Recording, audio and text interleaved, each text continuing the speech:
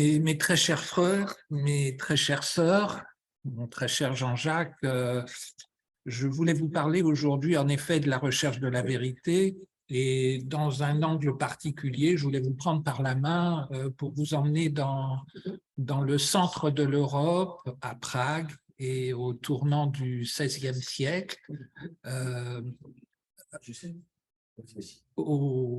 sur les traces d'un grand penseur, juif, le rabbi Loew, qu'on appelle le Maharal de Prague. Et voilà, je pense que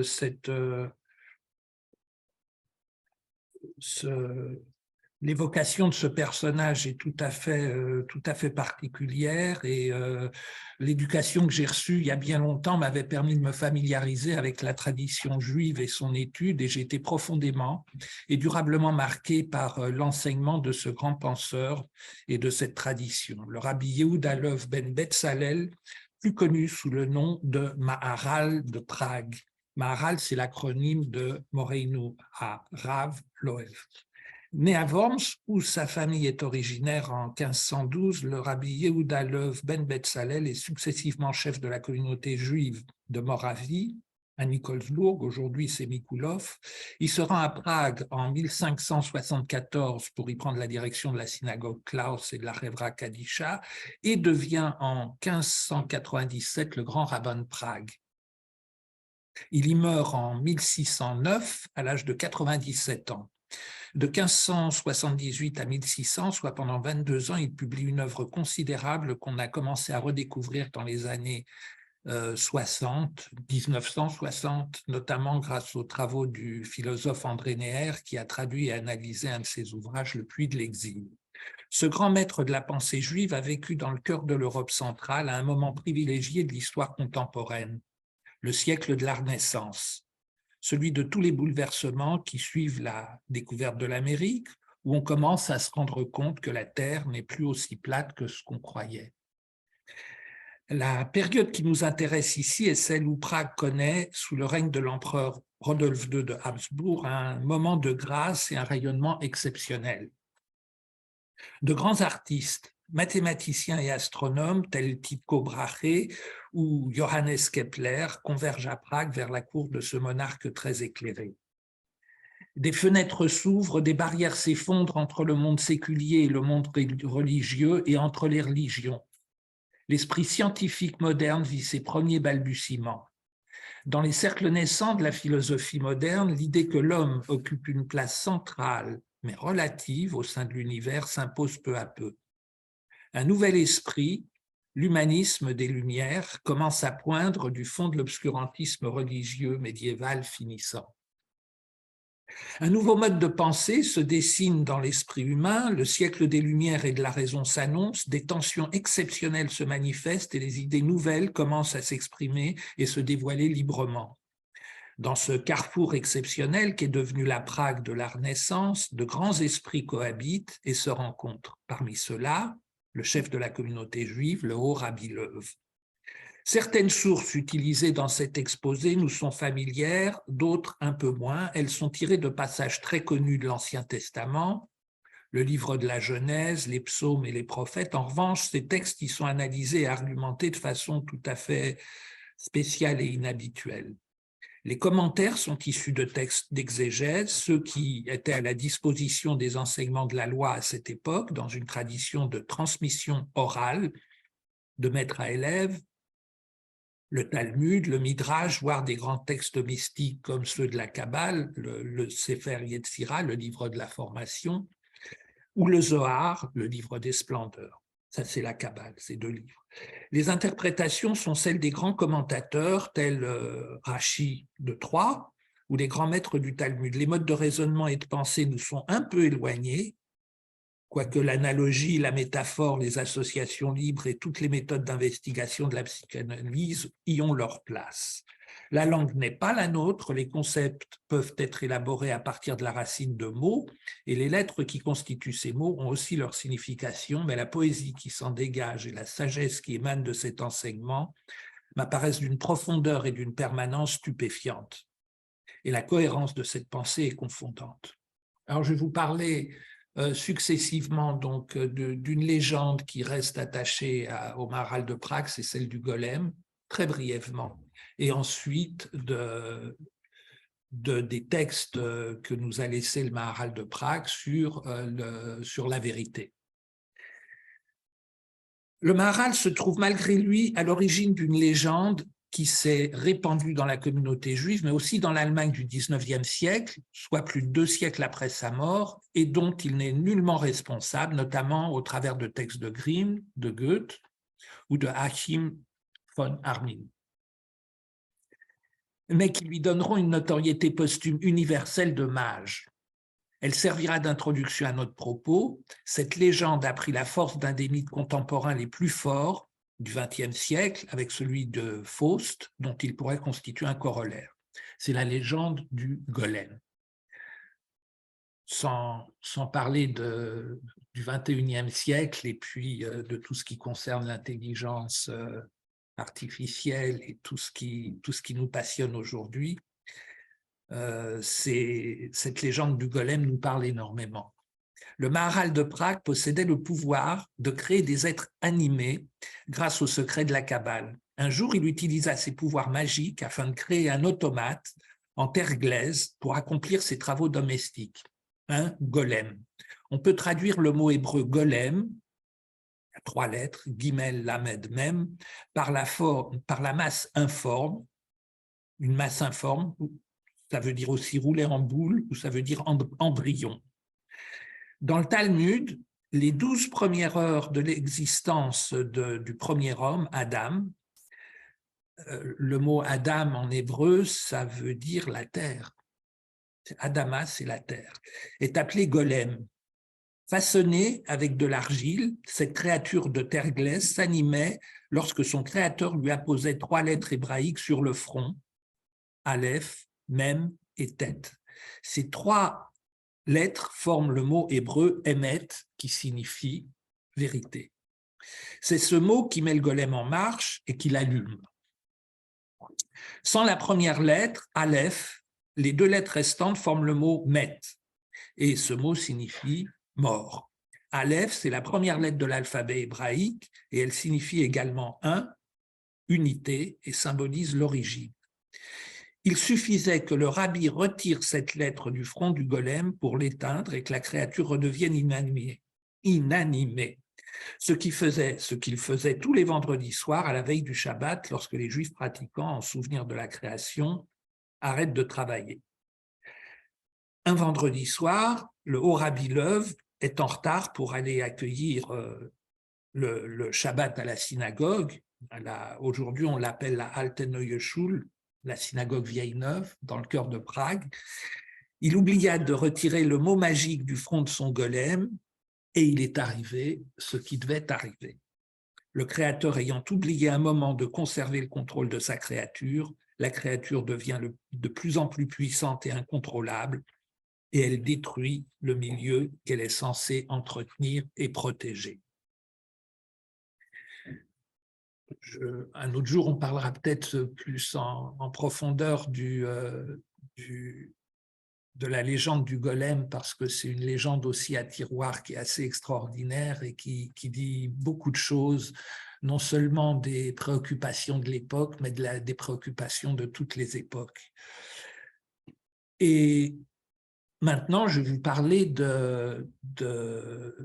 concept de vérité selon le Maharal de Prague et une des raisons pour lesquelles le golem reste attaché au nom du Maharal de Prague, même si c'est une légende, c'est qu'il a travaillé ce concept de vérité d'une manière extraordinairement profonde et c'est ce que je voudrais essayer d'analyser ici.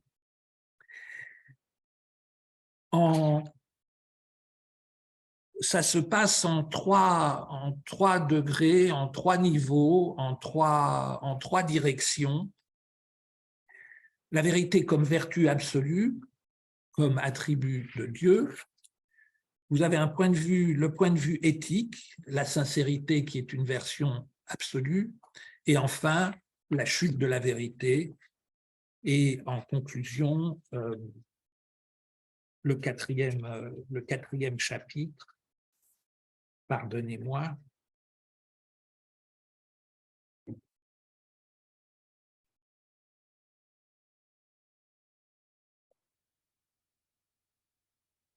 Le quatrième chapitre concerne la conclusion et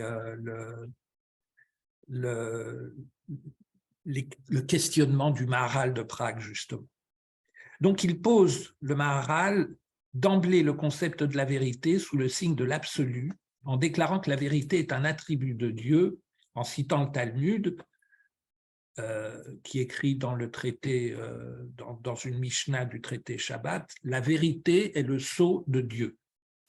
En énonçant que le sceau de Dieu est vérité, il rappelle que la vérité est un absolu qui n'appartient qu'à l'unique, qu'à Dieu.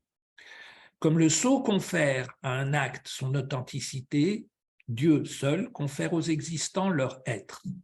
Pour Dieu seul, l'existence est identique à l'essence. Dieu seul est l'existant nécessaire, les autres ne sont que de l'ordre du possible.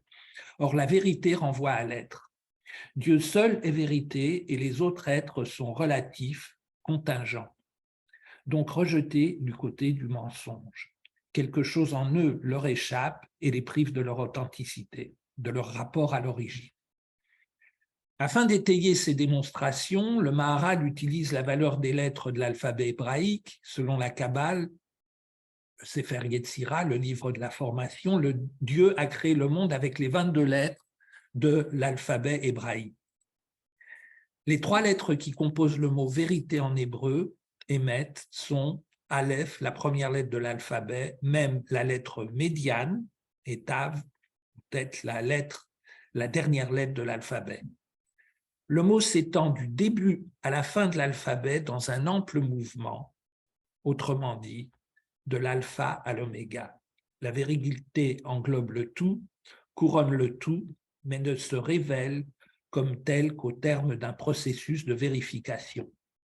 Le mot mensonge, sheker, shintavresh, regroupe au contraire de manière compacte les 3 avant-dernières lettres de l'alphabet. Le mensonge, le paraître au contraire de l'être, est la donnée immédiate d'une expérience confuse à l'encontre de laquelle l'effort de la connaissance doit constamment travailler. Le mensonge s'effrite au contact du temps et participe au caractère éphémère de l'instant. Mais la vérité résiste aux erreurs et aux illusions. Et tant que le cheminement de la vérité ne parvient pas à sa conclusion, toute proposition demeure hypothétique et on peut s'installer dans l'erreur d'une connaissance partielle. À l'appui de sa démonstration, le Maharal donne une explication littérale de cette affirmation en prenant pour exemple le récit de la création du monde. Il cite en particulier le premier verset du premier chapitre de la Genèse et le second verset du second chapitre, celui qui clôt le processus de la création du monde. Les dernières lettres des 3 premiers mots du premier verset du premier chapitre de la Genèse et les 3 dernières lettres des 3 derniers mots du second verset du deuxième chapitre sont les 3 lettres qui forment le mot « émet ». Ce sont les mêmes, mais la première fois dans le désordre et la seconde fois dans l'ordre. Le premier verset de la Bible, c'est très connu en hébreu, c'est Bereshit, bara, Elohim et Hashamayim et Haaretz. Au début, Dieu créa le ciel et la terre. Les 3 dernières lettres des 3 premiers mots, Bereshit, bara, Elohim, sont les 3 lettres du mot Emet, Tav, Aleph, puis Mem, mais dans le désordre. Ce désordre annonce le deuxième verset, Haaretz haïta tohu ve bohu, et la terre était en tohu bohu. Elle était informe et vide. Dieu crée le monde, mais il crée un monde qui commence dans un désordre, le tohu-bohu absolu. Dans le même temps où Dieu crée le monde, il se cache ou se dérobe à sa création. Tout se passe comme si le monde ignore la présence de son créateur. Mais l'absence n'est pas totale, elle laisse le pressentiment de quelque chose d'absolu qui renvoie au créateur. Il laisse une trace de sa présence, une signature, et cette trace, c'est la vérité. Pourquoi se cache-t-il? Eh bien, pour laisser une marge de liberté à ces créatures. En se retirant, il retire la contrainte de sa présence pour créer une créature qui jouit d'un espace de liberté. Dans le récit de la Genèse, chaque étape de la création du monde est décrite comme la construction d'un projet selon un plan avec un effort de réalisation. Par exemple, le 3e verset, Dieu dit que la lumière soit, le projet, et la lumière fut, réalisation, et Dieu vit que la lumière était bonne, jugement, jour 1, bilan. Et ainsi de suite jusqu'au 6e jour, celui de la création du monde. Pour la Genèse du chapitre, dans la Genèse, au chapitre 2, verset 2, il achève sa création. Lorsque le 7e jour de la création fut achevé, Dieu bénit le 7e jour et le proclama saint parce qu'en ce jour, il se reposa de toute l'œuvre qu'il avait créée en la faisant. On peut également traduire qu'il a créé en vue d'agir. Mikol melarto asher bara Elohim laasot. Et là, on a les 3 lettres, des dernières lettres, des 3 derniers mots du verset, bara, aleph, Elohim, mem et laasot, tav, forment le mot emet, mais cette fois dans l'ordre.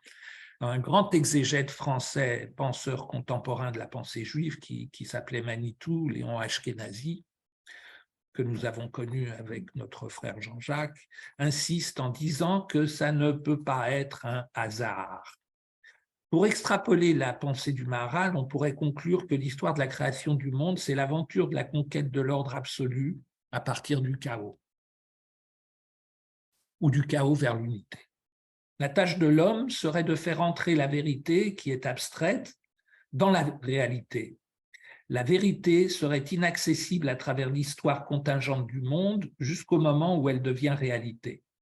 Et Manitou complète cette affirmation en disant que l'homme a le privilège de faire que la réalité reflète l'ordre de la vérité par le moyen de l'obligation morale. De cette proposition, le Maharal dégage les conséquences pour tout ce qui définit le caractère de la condition humaine. Elle relève d'une dualité fondamentale. Elle est forcément rejetée du côté du contingent. Privée de toute possibilité d'atteindre l'absolu de la vérité, la nature humaine est irréductiblement mensongère, une sincérité totale et intègre lui est impossible. Le point de vue éthique, la sincérité donc en tant que vertu absolue. Le Maharal argumente son propos par un passage du Talmud tiré du traité Sanhédrin et on met en scène des petites histoires, c'est ce qu'on appelle le Midrash. Rav a dit, je pensais qu'il n'y avait de vérité en ce monde, il n'y avait pas de vérité en ce monde jusqu'au jour où l'un des maîtres, Rav Tavout, ça pourrait être le rabbi du bien, ou Tavi Yomi, le bien de la lumière du jour, me confia que même pour toute la fortune du monde, il ne dévierait pas de la vérité. Il arriva un jour dans une ville nommée Vérité, tout le monde y disait que la vérité, et personne n'y mourrait avant son temps. Il s'y installa, il y prit femme et eut 2 enfants. Un jour, sa femme était occupée à sa toilette, une visiteuse désirant la voir frappa à la porte. Par pudeur, il répondit qu'elle était absente. Ses 2 enfants moururent aussitôt. Les habitants de l'endroit vinrent le voir pour lui demander des explications. Il leur raconta ce qui s'est passé et lui dirent de quitter les lieux pour ne pas leur apporter la mort.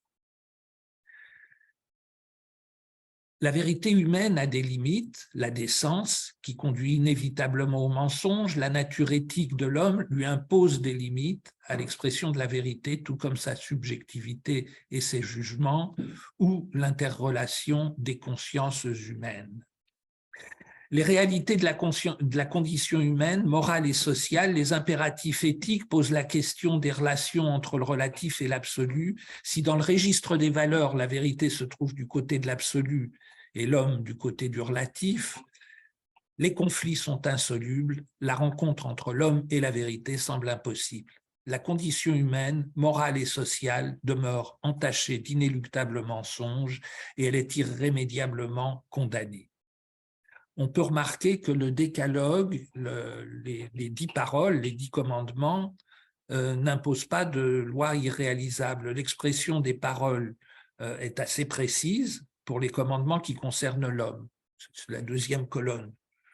Le 6e commandement, c'est « tu ne tueras point ». Le 7e, « tu ne commettras pas d'adultère ». Le 8e, « tu ne voleras pas ». Pour le 9e, on pourrait s'attendre à « tu ne mentiras pas ». Eh bien non, il y a écrit « tu ne feras pas de faux témoignages ». Afin de poursuivre sa démonstration, ça j'aime beaucoup, dans le domaine de la théologie et de la métaphysique, le Maharal fait appel à un midrash qui se rapporte à une exégèse du verset relatant les conditions de la création de l'homme. J'avais photocopié un détail de la chapelle Sixtine de Michel-Ange où on voit la création de l'homme et les mains de... Comme ça, ouais, formidable. Et le doigt du Créateur qui rencontre celui du premier homme, avec les anges du service derrière que vous voyez. Et là, l'image est coupée, il y a une femme qui regarde ça d'un air dubitatif. Mais bon. Donc, afin de poursuivre cette démonstration dans un domaine théologique et métaphysique, le Maharal fait appel à un midrash qui se rapporte à une exégèse du verset relatant les conditions de la création de l'homme.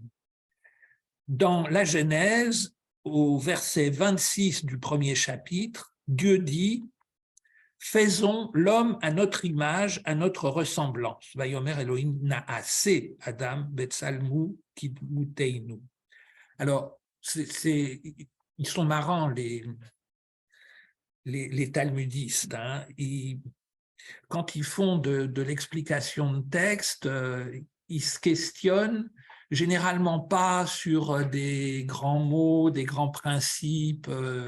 Ils se disent, mais là, pourquoi 5 jours durant ou 6 jours durant, il dit et il crée.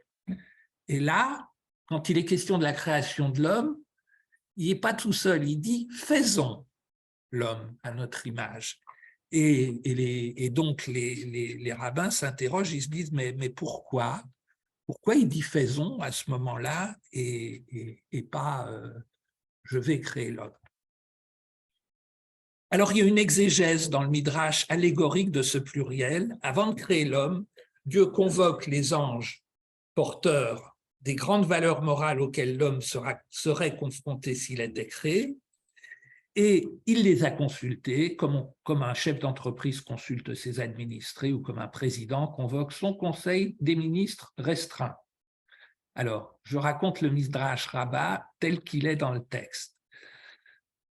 Rabbi Shimeon enseigne « Lorsque le Saint béni soit-il entreprit de créer le premier homme, les anges de service se regroupèrent en clans. Certains disaient qu'il soit créé et d'autres qu'il ne soit pas créé. Ainsi qu'il est écrit, la bonté et la vérité se sont rencontrées, la justice, les tzedaka, ou la charité, et la paix se sont embrassées ou étreintes. La bonté dit qu'il soit créé car il est porté à la compassion, tandis que la vérité disait qu'il ne le soit pas car il n'est que mensonge. La justice disait qu'il soit créé car il est capable de générosité, tandis que la paix disait qu'il ne le soit pas car il n'est que discorde. Et qu'a fait le saint, béni soit-il? Il prit la vérité, la jeta à terre, ainsi qu'il est écrit, la vérité fut jetée à terre. Ça, c'est dans Daniel, chapitre 8. Et les anges de service lui disent, mais alors, maître des mondes, comment méprises-tu l'ordre que tu as établi? Et le saint béni soit-il répondit que la vérité monte de la terre, ainsi qu'il est écrit, la vérité germera de la terre. Notion absolue, la vérité et la paix s'opposent à la création de l'homme, tandis que les qualités relatives, la bonté et la justice, envisagent avec bienveillance la possibilité de la création de l'homme. Les qualités relatives s'opposent aux notions absolues de vérité et de paix, et la bonté, la grâce et la justice ou la charité se prononcent en faveur de la création de l'homme, car ce sont des qualités peu rigoureuses et peu soucieuses des limites et de mesures.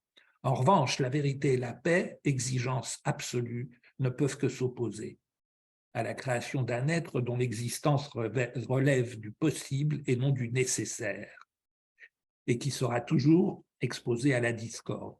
Il y a antinomie entre l'homme et l'absolu, ainsi que l'exprime la première partie du Midrash.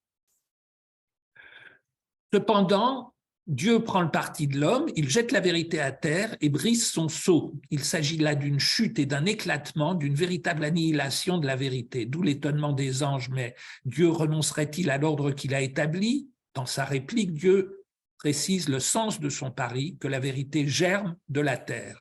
La déchéance de la vérité ne signifie pas sa destruction définitive. Dieu jette la vérité à terre afin que l'homme puisse avoir une part de la vérité absolue malgré son essence relative. Pour créer l'homme, Dieu doit éliminer la vérité. Il définit la nature relative de l'homme par sa situation dans le monde. Le Maharal rappelle une conception de l'univers empruntée à la Kabbale. Le monde comporte 3 niveaux, inférieur, médian et supérieur. L'homme partage le sort des êtres du monde inférieur. Dans un processus de mutation constante, il est soumis à l'interaction des éléments et à une radicale dépendance. Le monde intermédiaire ne connaît pas ce mouvement incessant de création et de défection, et quoique les êtres qui l'habitent puissent disparaître, ils ne sont pas sujets à une évolution interne. Il est placé sous le signe de la paix, et tout s'y déroule dans une parfaite harmonie. Le monde supérieur est le domaine immuable de l'intellect. La vérité s'y manifeste dans tout son éclat. Le monde inférieur, celui du minéral, de l'animal et de l'humain, est privé de vérité et de paix, dénué d'absolu. Il ne se meut que dans le relatif. Le monde supérieur dispense la bonté au monde intermédiaire, et ce dernier, à son tour, exerce la bonté dans le monde inférieur. Un flux s'exerce du haut vers le bas en prodiguant une augmentation d'être à la mesure du récipiendaire et comble généreusement certaines déficiences. Les 3 mondes sont en communication grâce à des éléments de transition et c'est par l'intermédiaire de ces canaux que le monde inférieur n'est pas isolé des sphères supérieures. Tel un véritable microcosme, l'homme participe aux 3 niveaux du monde dans ce qui établit une liaison entre eux et assure leur communication.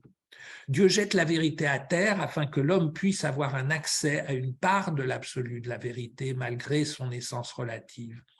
La chute de la vérité est considérée comme un don divin. Ici, le Maharal fait clairement allusion à la révélation du Sinaï, au don de la Torah, à la loi de Moïse.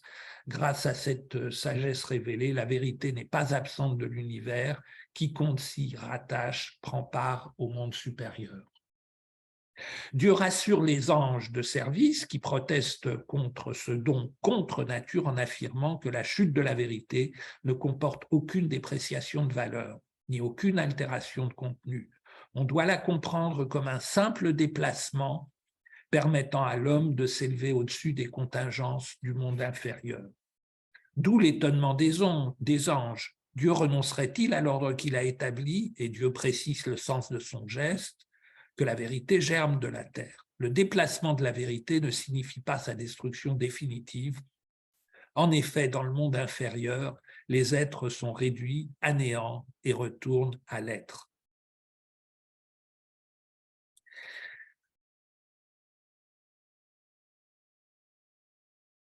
La germination de la vérité, ça pose des questions au Maharal, et là on a un rabbi, un penseur qui est typiquement un penseur de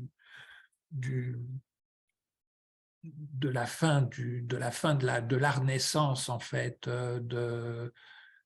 c'est la raison et les lumières qui commencent à poindre et la religion commence à se séparer de la science, en fait, qui commence à se manifester.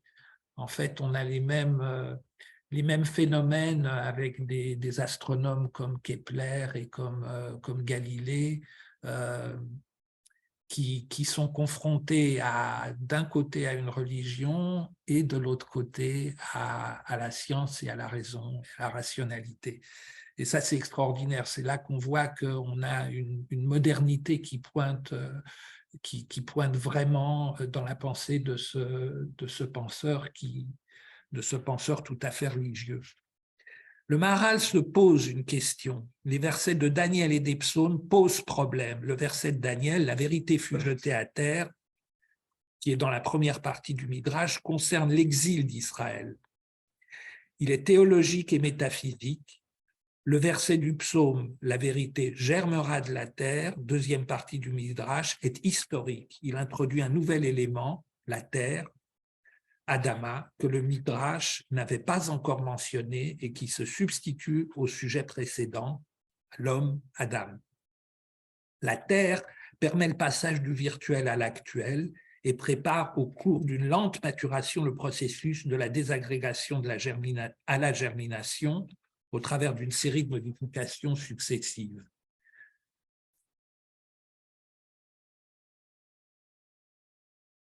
Et le Maharal cite un livre qui s'appelle le Kuzari, c'est le livre du Khazar de Yehuda Halevi. Vous savez, le peuple des Khazars, c'était un peuple du 8e siècle, du 9e siècle, du milieu du Caucase, et un grand écrivain a écrit un livre qui s'appelle La 13e tribu, qui fait allusion au fait que ce roi des Khazars a demandé à tout son peuple de se convertir au judaïsme et que tous les Khazars seraient vraiment les originaires des Ashkénazim. Donc on ne serait pas, les Juifs ne seraient pas tous des enfants d'Abraham, Isaac et Jacob, mais ce serait les Ashkénazes viendraient du centre du Caucase et seraient des convertis. C'est une théorie qui a été quand même un peu controversée. Donc le Maharal cite le Kuzari qui dit « Comme la germination mystérieuse de la graine enfouie dans le sol, en apparence, elle se transforme et se mélange à la terre, à l'eau et à la fange jusqu'à disparaître complètement sans laisser de traces perceptibles. Cependant, c'est elle qui transformera la terre et l'eau et d'étape en étape la fera évoluer vers sa nature en purifiant les éléments et en les intégrant à sa propre essence. » Et donc, voilà la tâche quotidienne du franc-maçon qui œuvre sans relâche à son propre perfectionnement et à la recherche de la vérité, par le doute. Alors, je voudrais encore citer ce penseur contemporain qu'on appelle Manitou, qui énonce une différence de nature entre la pensée traditionnelle, la pensée prophétique et l'attitude philosophique dans la recherche de la vérité. La pensée théologique, c'est la perplexité par rapport à l'existence de Dieu. L'univers de la pensée philosophique, c'est l'homme qui se questionne sur l'homme lorsqu'il interroge la vérité. Il sait qu'aucune vérité n'a répondu, il sait que c'est lui qui répond. La grandeur de la pensée philosophique, c'est sa lucidité. Et lorsque l'homme est inquiet de sa propre existence, il y a philosophie. La pensée traditionnelle se situe entre l'univers de la pensée théologique et l'univers de la pensée philosophique. C'est l'exégèse de la révélation de la prophétie. Très chers frères, très chères sœurs, j'ai dit. Merci beaucoup, Jean. Alors, évidemment, tu as permis à certains d'entre nous qui ne sont pas nécessairement familiers de découvrir cet univers au travers de la pensée de cet illustre rabbin de la Renaissance de Prague. Et je te voyais de temps en temps jeter des coups d'œil à l'occident de ce temple où se trouve la devise Ordo ab Chao. que tu as finalement paraphrasé un certain nombre de fois, l'ordre de la création du monde. Certains d'entre nous sont religieux, d'autres ne sont pas. Certains ont peut-être lu les textes auxquels tu fais allusion, beaucoup ne les ont pas lus. La question que j'aimerais te poser, c'est, avant de donner la parole aux uns et aux autres qui se sont manifestés, il y a 110 participants au-delà de ceux qui sont dans ce temple. Donc, merci à ceux qui nous rejoignent parfois de très loin. La question, c'est quel parallélisme on peut faire finalement dans cette recherche, cette quête, et ce qu'a écrit Léon Askenazi, celui dont le totem scout était Manitou, en effet, et puis la recherche des francs-maçons, qui ne sont pas nécessairement de fins connaisseurs, ni de l'Ancien Testament, ni des textes qui ont essayé de le commenter. Comment est-ce qu'il y a quelque chose d'à la fois d'universel, de profondément humain, mais aussi comment cette dimension spirituelle, finalement, appartient inévitablement à la quête de tout être humain, qu'il en soit conscient, ce qui est le cas en Grand-Duché de France et dans pas mal d'obédiences, ou qu'il le nie, alors que c'est probablement bien davantage le cas dans certaines autres obédiences qui sont pourtant les bienvenues ici. En fait, je pense que notre recherche, la recherche des francs-maçons, elle a été aussi construite par des individus qui connaissaient ces textes et qui connaissaient cet enseignement qui n'est pas exclusivement juif, mais qui traverse un petit peu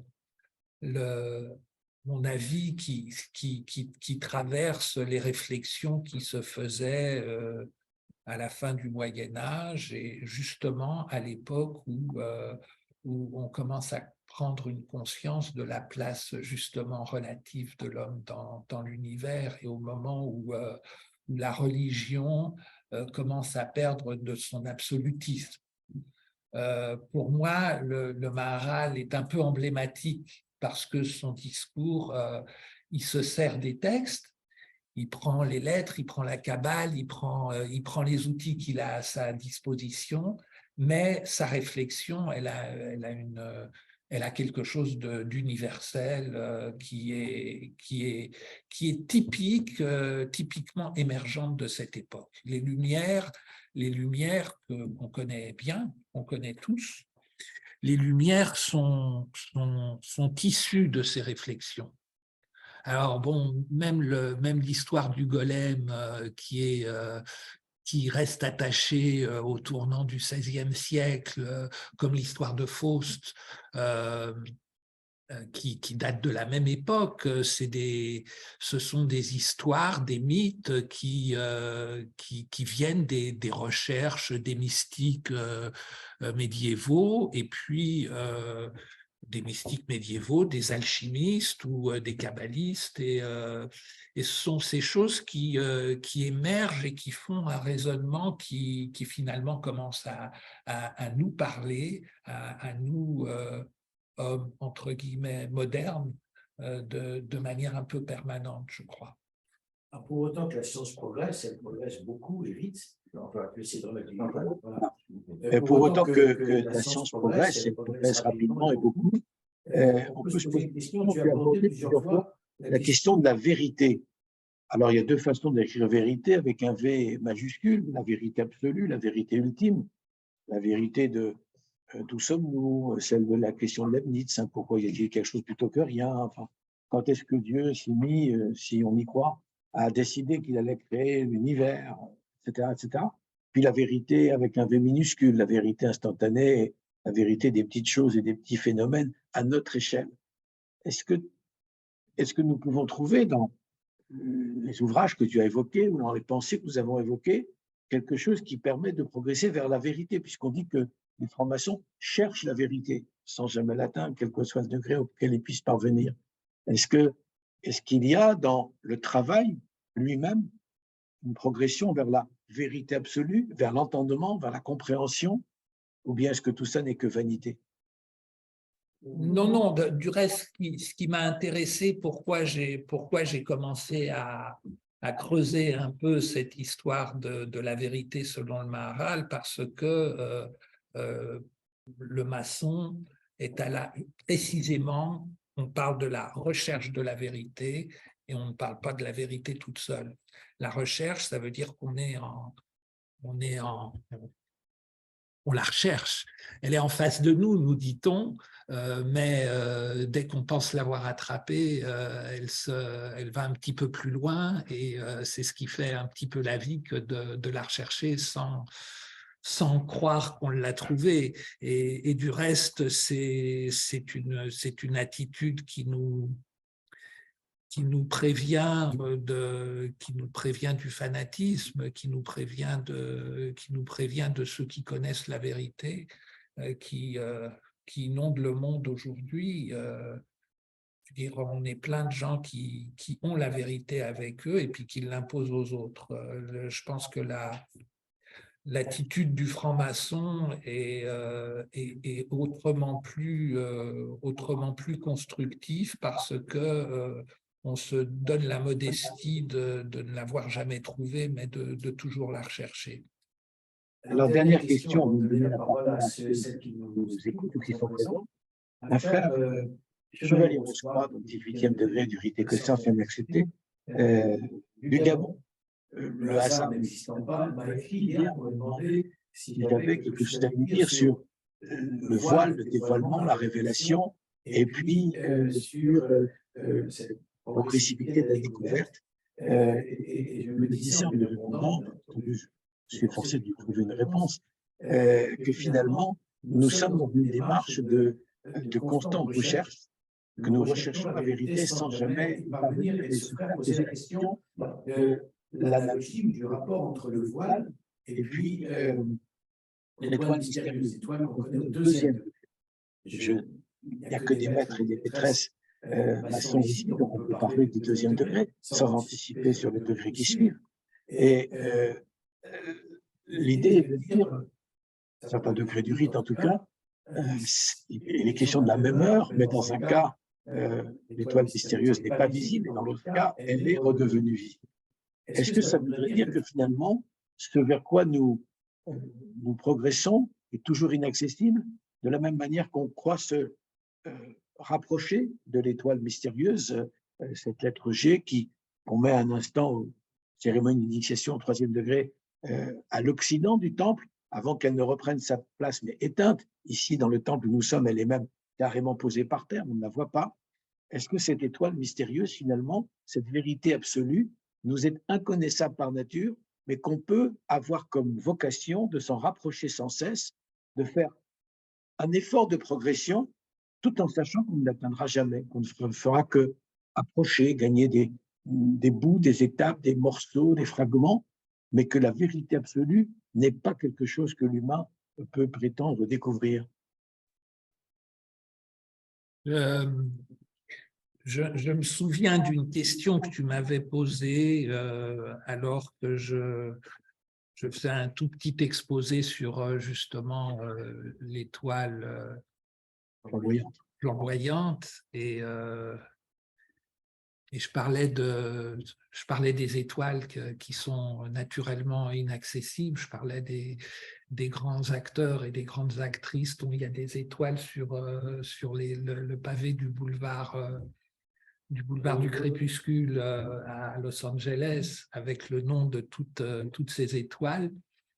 Et tu m'as interrompu, et puis tu m'as posé une question, tu m'as dit, mais d'après toi, où est-ce qu'elle se trouve, cette étoile flamboyante?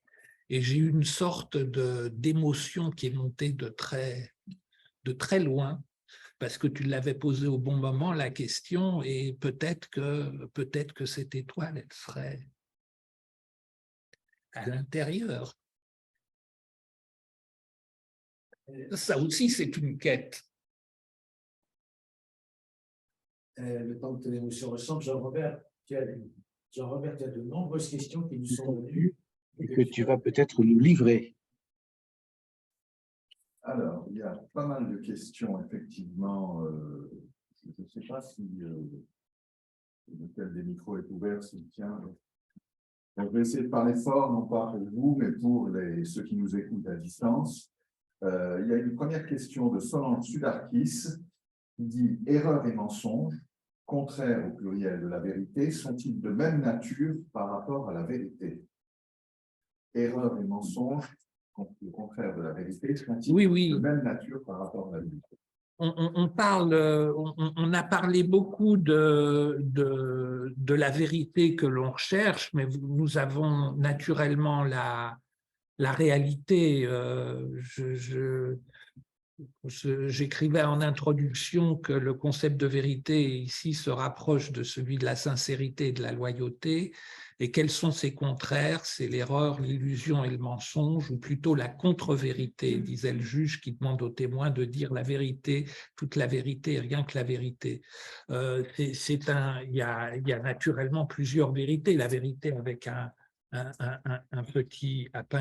petit V, c'est en effet la réalité. On connaît tous le mensonge, l'erreur, on connaît tous dans la vie courante ce que c'est que la vérité. Et puis, quand on demande à un témoin de dire la vérité, on lui demande de dire qu'est-ce qui s'est passé et puis la réalité des choses. Ça n'a rien à voir avec cette... Rien à voir, ça a un peu à voir. Mais la vérité en tant qu'absolue, telle que le décrit là, tel que le prend en introduction le Rabbi Löw, c'est une notion absolue. Mais ça, c'est dans les textes, c'est dans la religion, ça fait partie justement de la révélation qui peut nous dire pourquoi cette vérité, elle se rattache à l'unité.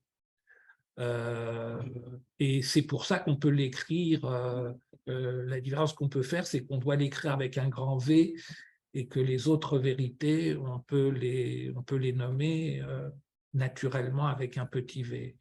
En allemand, il y a deux mots pour ça, il y a Wahrheit et puis Wirklichkeit. Et c'est une notion qui passionnait Nietzsche naturellement. Il disait que la vérité, elle n'est pas belle. La vérité, c'est peut-être la vérité ultime à laquelle on est tous, tributaires. Donc oui, naturellement, on peut parler de vérité. Et cette vérité en tant qu'absolue, c'est celle qui est unique. Et qui est d'essence absolue, qui ne contredit pas l'autre notion de vérité. Je vais essayer de poser une question avec mon son ordinateur, si tu peux couper le tien, s'il te plaît. Et j'espère que nos amis distants l'entendront. Cette notion de vérité, évidemment, quand on dit la vérité est inaccessible, c'est la vérité ultime, c'est la vérité théologique, c'est la vérité du un qui, elle, n'est pas accessible. Par contre, il y a les humaines vérités, celles qui sont du domaine de la science. Et pendant longtemps, dans la science, on a cru que ce qui était de l'ordre de l'inconnaissable n'était pas encore connu. Ça, c'est toute la physique rationnelle classique. Et avec l'introduction au début du XXe siècle de la mécanique quantique, on est arrivé à démontrer qu'il y avait de l'inconnaissable qui serait par nature inconnaissable. C'est-à-dire qu'on ne pourrait jamais atteindre cette connaissance. Elle n'était pas simplement un moment dans l'histoire de la science où on s'imaginait que quand la science fait des progrès, on pourrait un jour découvrir certaines choses. Non, il y a de l'inconnaissable. Bon, vous connaissez tous, on ne peut pas déterminer à la fois la vitesse et la position d'une particule. C'est pas qu'on n'a pas de moyens suffisamment précis, c'est que ontologiquement, il y a contradiction entre la connaissance absolue de la vitesse et la connaissance absolue de la position. Donc, est-ce qu'à travers cet apport de la science, on ne commence pas à tangenter les mystères? Voilà. Maintenant, sourdine, appuyez sur Alt-A. Non, tout va bien. Bon. Oui, il y a des concordances d'époque et d'individus qui sont absolument extraordinaires. On parlait de ce Rabbi Löw, et à la même époque, au même endroit, vous aviez des astronomes, on parlait de Kepler tout à l'heure, qui étaient tout à fait extraordinaires. Et il y a eu un bouquin extraordinaire aussi qui a été écrit par Arthur Koestler qui s'appelle les somnambules et ces astronomes qui n'étaient pas encore des hommes de science et qui n'étaient plus tout à fait des astronomes antiques, Kepler a émis des lois qu'il était incapable de démontrer et qui sont des lois qui ont été vérifiées après on puisse voir que le mouvement des planètes oscillait et n'était pas circulaire, mais en ellipse. C'était une intuition. Il a émis la loi. La loi s'est vérifiée par la suite, mais il ne pouvait pas encore le prouver. Et c'est comme ça aussi que la légende de Galilée qui disait « et pourtant elle tourne » a failli se faire incendier parce que pour les religieux, pour l'Église, c'était insupportable d'entendre des choses pareilles. Permettra d'ajouter ici que Jean-Théophile Desaguliers, qui est fondateur de la première grande loge à Londres, était en même temps que grand maître de la première grande loge maçonnique, le préparateur et l'assistant d'un certain Isaac Newton, et que dans le même temps que Isaac Newton développait la théorie de la gravitation universelle, sans évidemment pouvoir le démontrer loin du monde, Jean-Théophile Desaguliers pensait qu'il existait une loi morale universelle et qu'il a chargé le pasteur Desmond et Anderson, qui a écrit la première constitution de la première grande loge, dont nous sommes les héritiers, a repris cette même idée dans le premier paragraphe du premier chapitre des constitutions dites d'Anderson, bien avant qu'on puisse démontrer quoi que ce soit d'universel là-dedans. Et donc finalement, cet appel à une universalité, à la vérité absolue, elle est une intuition des penseurs, certains scientifiques ou certains philosophes, bien avant d'être quelque chose que l'on peut démontrer. Je vais peut-être apporter un peu de contradiction à ce que tu dis. La science, ça n'est pas de l'intuition. L'intuition peut jouer, bien sûr, pour aider. Non, mais la science, le dernier exemple qui va après Kepler que tu as cité, c'est ce qu'on appelle le boson de Higgs.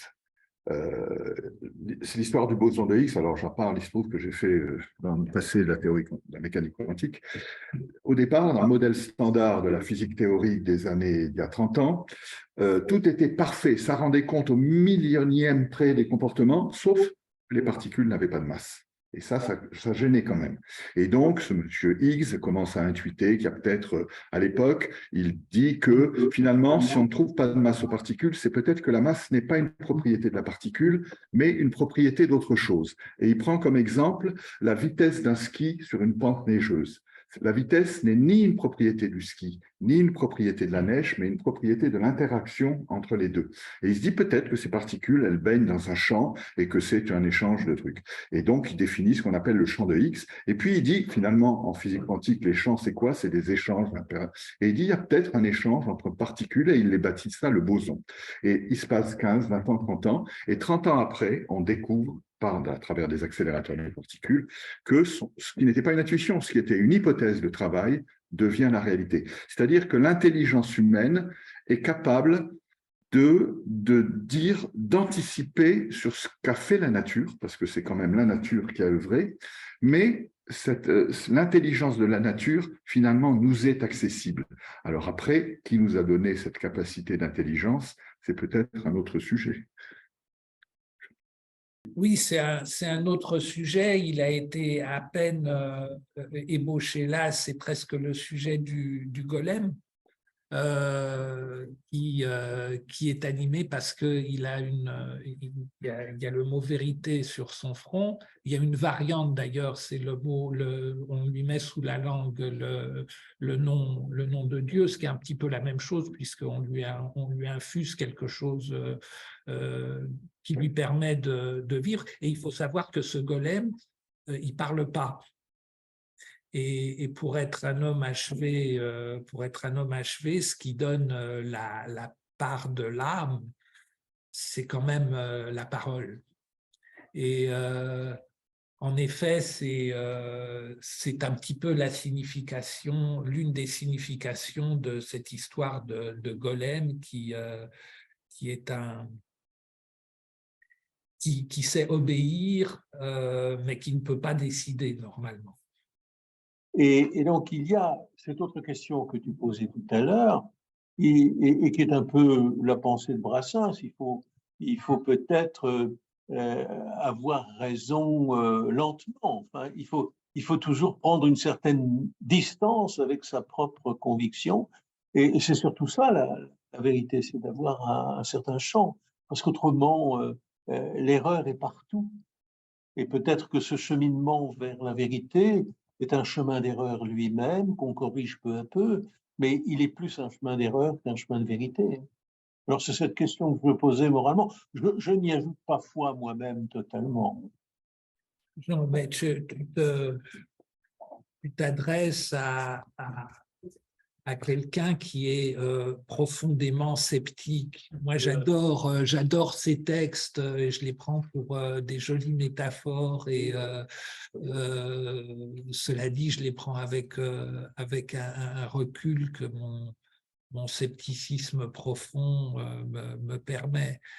Alors, j'aime beaucoup cette idée de recherche de la vérité et j'y trouve mon compte dans ces descriptions et dans ces métaphores extraordinaires et dans ces constructions, mais surtout qu'elles finissent par nous mettre à l'aise dans la conception de qu'est-ce que c'est que le relatif de la vérité. Et moi, j'aime beaucoup aussi cette idée profondément humaine qu'on est forcément quelque part dans l'erreur, dans tout ce qu'on va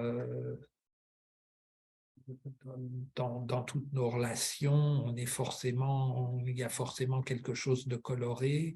Et puis, la recherche, c'est d'essayer d'avoir des relations et des pensées de plus en plus précises et de ne pas se contenter de peu. Je trouve un aspect... En effet, il y a la construction de toute une morale derrière tout ça, qui est une morale sur laquelle, somme toute, on adhère plus ou moins tous. Mais la manière dont tout cela s'est construit, c'est quelque chose de merveilleux et qui m'interpelle.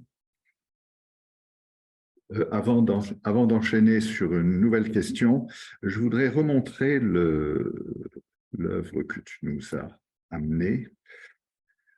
Et donc, tout le monde regarde, enfin, ceux qui sont en ligne voient ce tableau qui est très connu. Et qu'est-ce qu'on remarque sur ce tableau? C'est que Adam a un nombril. Alors, est-ce que c'est une vérité alternative ou est-ce que c'est une erreur de l'artiste? À ton avis?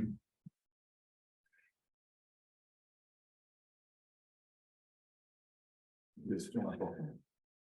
Moi, je ne l'avais pas remarqué, son nombril. J'avais remarqué les deux index qui se touchaient presque.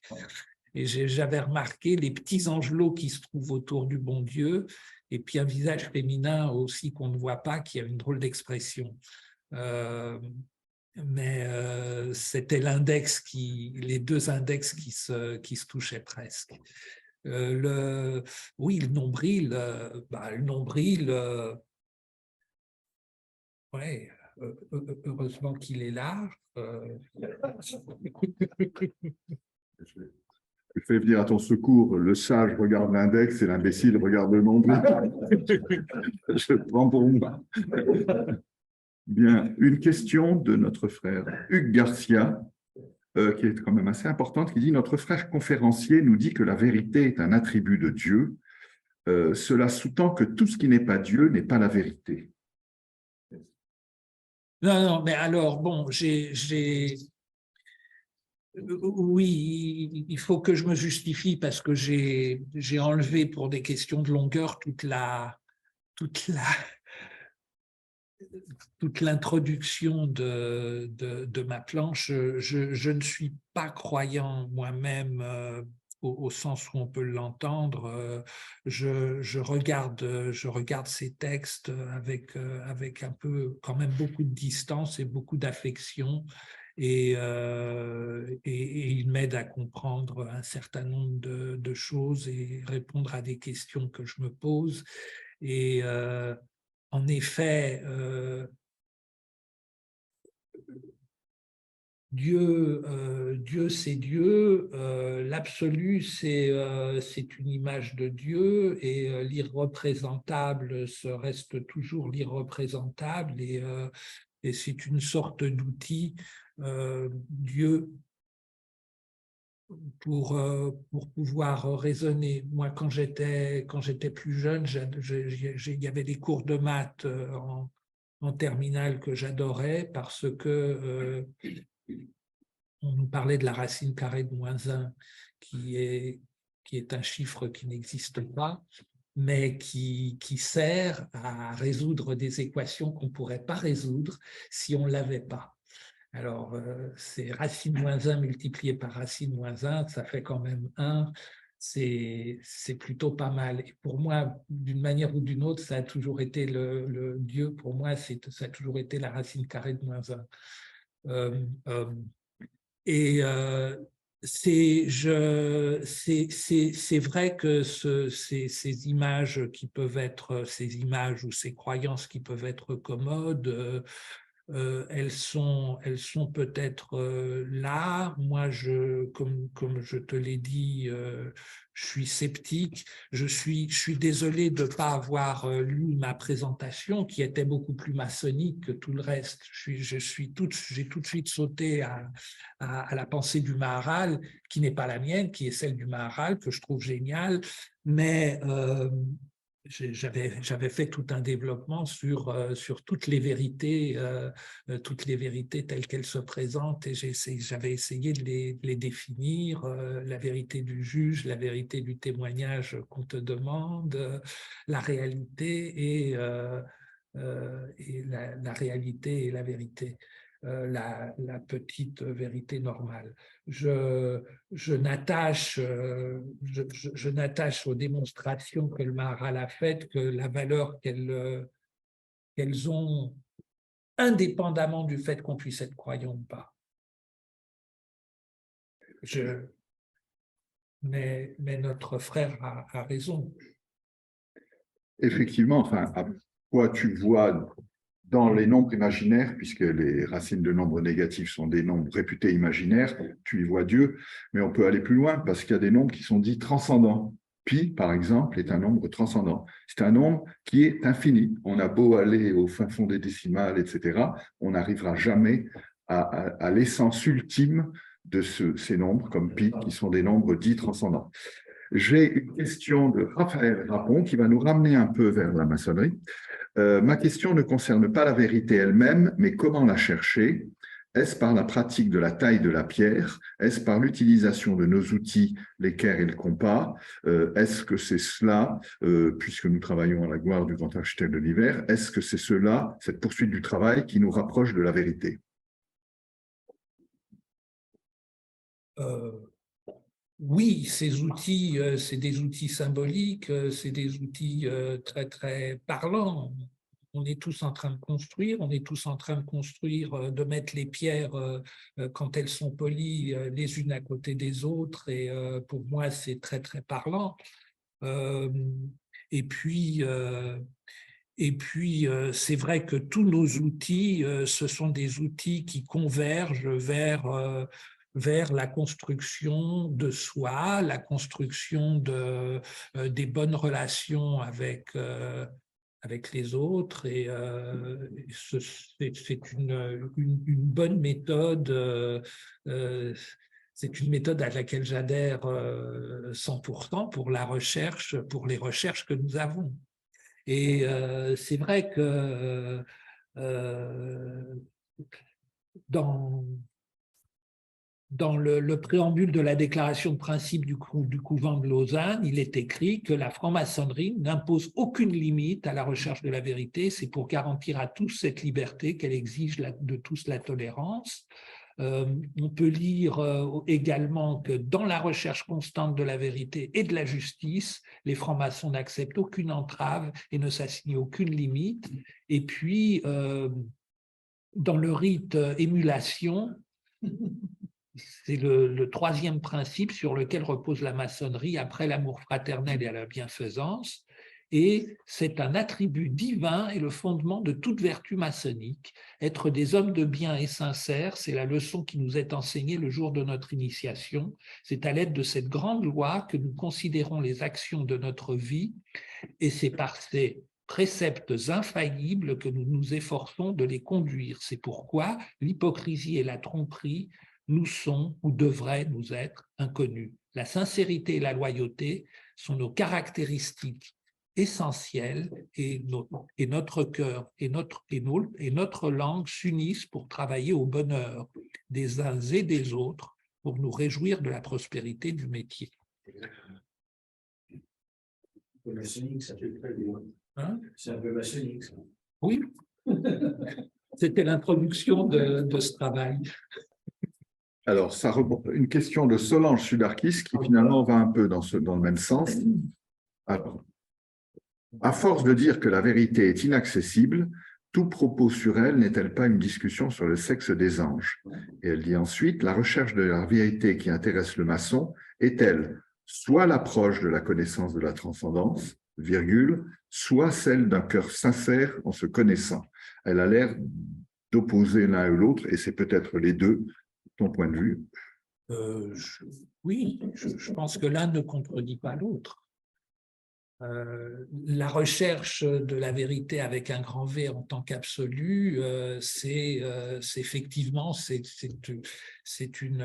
une réflexion sur la transcendance et puis la vérité et la sincérité que nous recherchons également, c'est plus proche de nous, c'est plus immanent, c'est plus horizontal.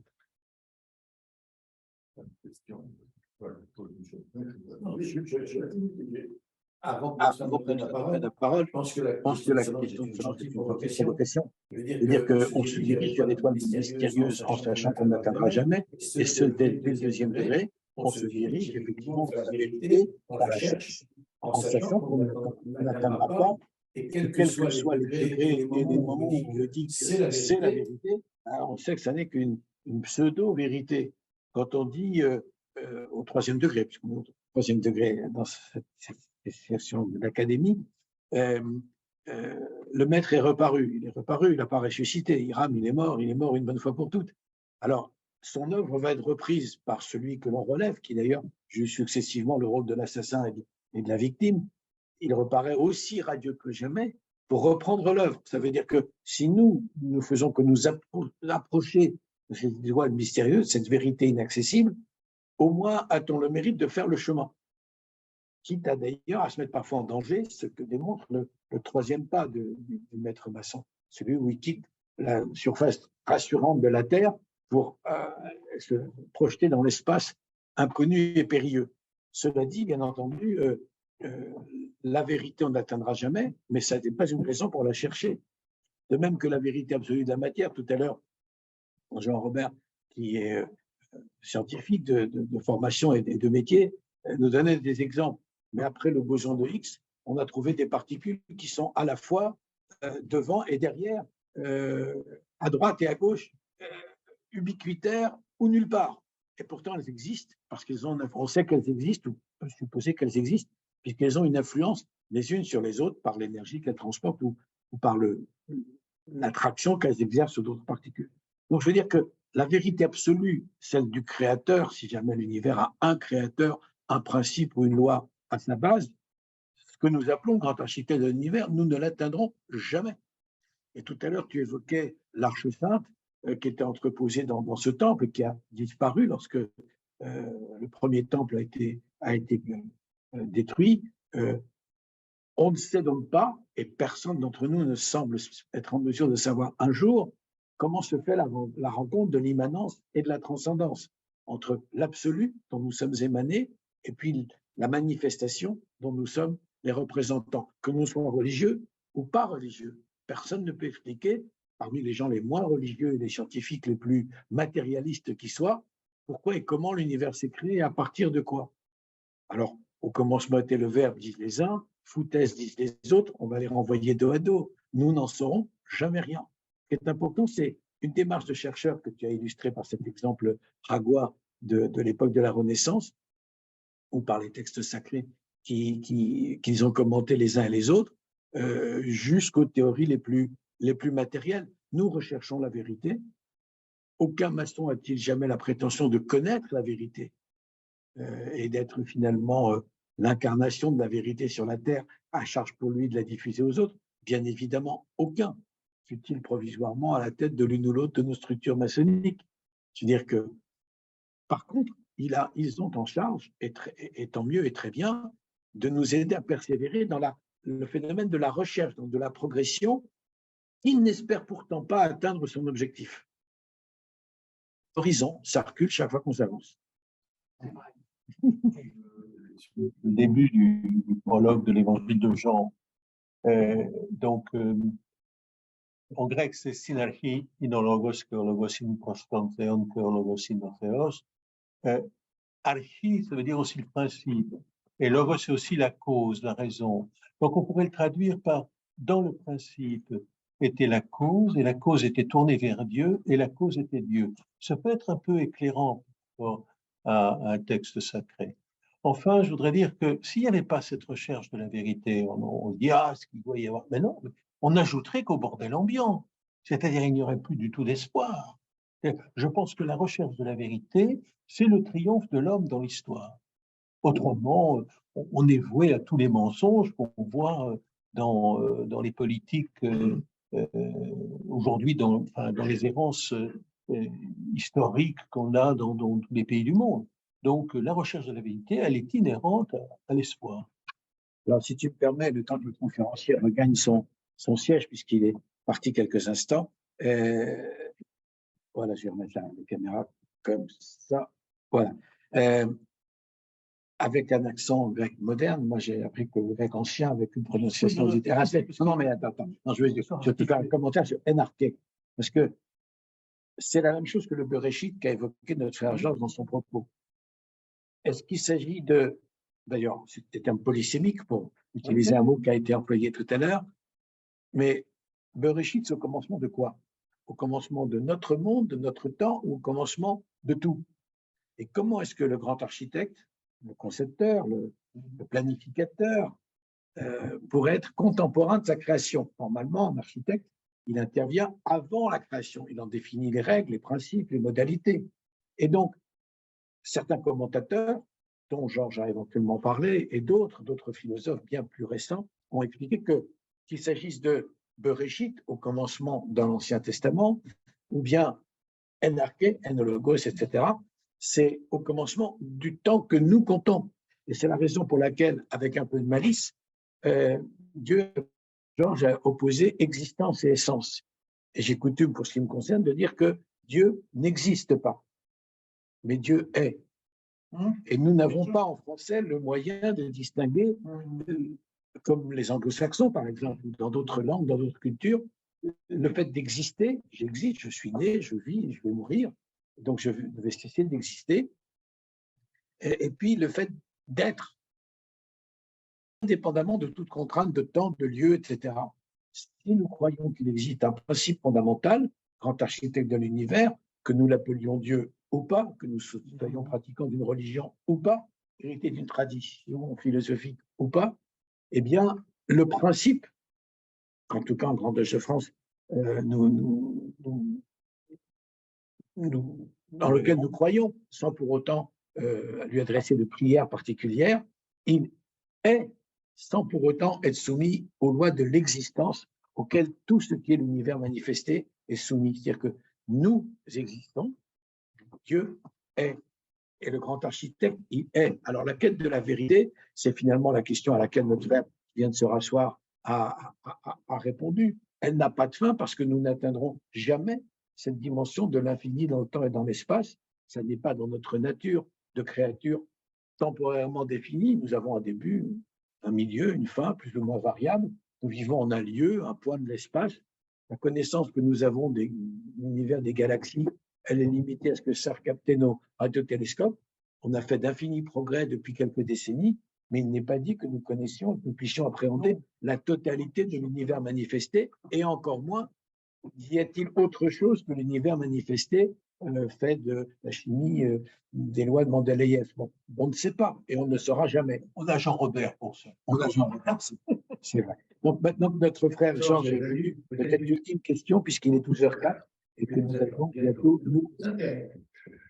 Donc, il y a une analogie de notre frère Jean Marziac qui nous dit, tu pourras le commenter, « La vérité ne peut-elle pas se représenter comme un pont qui relie deux rives, celle de l'homme à Dieu ou celle de l'homme à l'homme, enfin celle des deux colonnes de notre temple ?» Et en écoutant cette question, je pensais à un degré du rite écossais ancien et accepté, où il y a une échelle. Le maçon est invité à gravir cette échelle et sur un des côtés, il y a marqué « Amour de Dieu » et sur l'autre « Amour de l'homme, des hommes ». Et donc, mon père, si tu veux dire un dernier mot et puis Jean-Jacques conclura. C'est une jolie analogie qui met en scène Dieu et sa présence.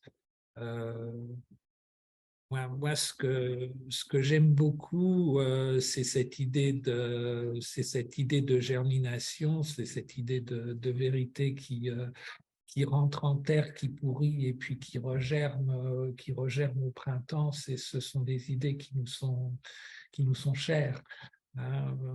Et c'est clair que la vérité et sa recherche, c'est un pont. C'est un pont comme l'espace qu'il peut y avoir entre le doigt du bon Dieu et celui de sa créature Adam qui se touche presque. C'est peut-être ce pont qu'il y a là. Mais pour répondre peut-être d'un mot à la question de Jean-Marc Jacques, la dualité, à un moment donné, se résout dans l'unité.